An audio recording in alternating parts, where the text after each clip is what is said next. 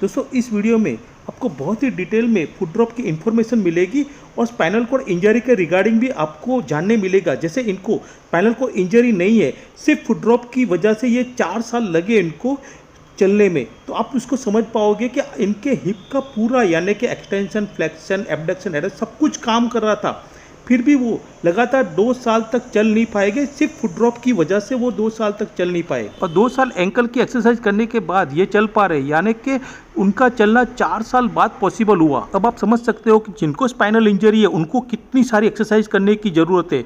अब आप इनकी चलने की पैटर्न बहुत ही ध्यान से देखिए, क्योंकि इसके बाद हम ये बिना स्प्लिंट के चलते हैं तो कैसे चल पाते हैं वो बहुत ही डिटेल में मैं आपको समझाने वाला हूँ। अब आप ध्यान से देखिए, इनको हल्का सा फुट ड्रॉप आया है लेकिन इनका एंटीरियर मसल ग्रुप वीक हो गया, जिसकी वजह से उनकी उंगलियों में बिल्कुल मूवमेंट चली गई है, जिसकी वजह से वो चल नहीं पा रहे। हालांकि एंकल की बहुत एक्सरसाइज करने की वजह से उनको 4 साल के बाद चलना आया है, लेकिन आप इसको और ज़्यादा ध्यान से देखिए। अब आप देख सकते हो कि जब भी वो चलते हैं तो उनके एंटीरियर मसल्स यानी कि पंजा नीचे की ओर चला जा रहा है। हालांकि उनको इतना फुट ड्रॉप नहीं है, फिर भी ये इस तरह से जा रहा है, तो उसकी वजह आपको समझनी पड़ेगी।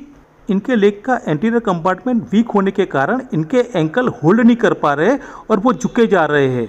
इसलिए मैं हमेशा कहता हूं कि अगर आपके पैरों की उंगली काम नहीं करती, हल्का सा फुट ड्रॉप है, तो आप बिना स्प्लिंट के कभी ना चले।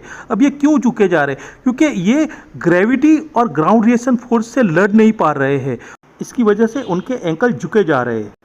चलते वक्त आपके मसल्स को एक्सटर्नल फोर्सेस जैसे कि ग्रेविटी है, ग्राउंड रिएक्शन फोर्स है, इनर्शिया है, मोमेंटम है, इन सब से लड़ना पड़ता है। इसके रिगार्डिंग में बहुत ही अच्छे से डिटेल में आगे जाके हम वीडियो बनाएंगे, ताकि आप इसको अच्छे से जान पाओ कि क्यों हमारे एंकल इससे लड़ नहीं पाते हैं। और इस तरह के पेशेंट का चलना बिना एक्सरसाइज के पॉसिबल नहीं होता।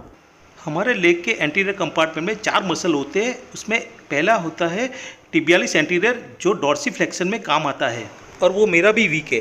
दूसरा मसल है एक्सटेंशन हेलुसस लॉन्गस, जो बिग टो के एक्सटेंशन में हेल्प करता है और साथ साथ डॉर्सी और ईवर्जन में भी हेल्प करता है। तीसरा मसल होता है एक्सटेंशन डिजिटोरम लॉन्गस मसल्स, जो लेटरल फोटो के एक्सटेंशन में काम आता है और साथ साथ डॉर्सीफ्लेक्शन के अंदर भी अच्छे से काम आता है। अब चौथा होता है पेरोनियस टीसियस मसल्स, जो फुट ईवर्जन में हेल्प करता है और डॉर्सीफ्लेक्शन में भी हेल्प करता है।